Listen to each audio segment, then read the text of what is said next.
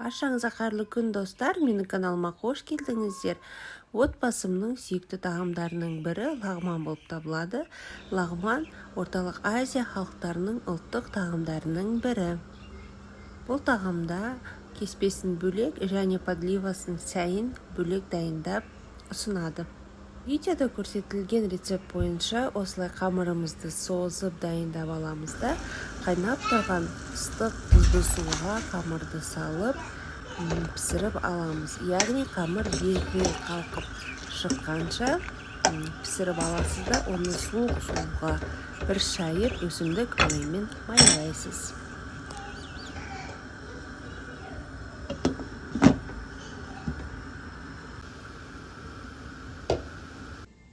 Мінекей қамырымызды дайын болды.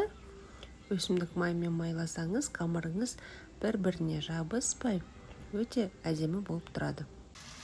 Лағманның подливасын әркім әрқалай дайындайды. Менің рецептім бойынша видеода көрсетілген көкөністерді қосып жасаймын. Барлық көрсетілген өнімдерді бірінен соң бірі қуырып, қызартып қуырып аламын да, томат қосып, үстіне қажетінше су қосамын.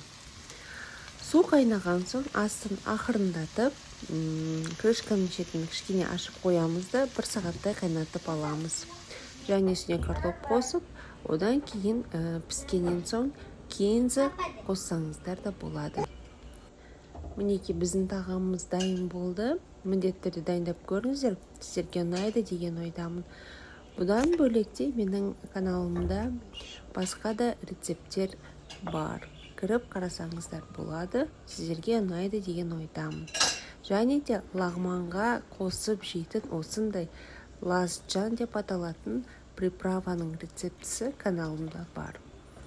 Дайындап көріңіздер, отбасыларыңызды қуантыңыздар. Менімен болғандарыңызға рахмет. Астарыңыз дәмді болсын.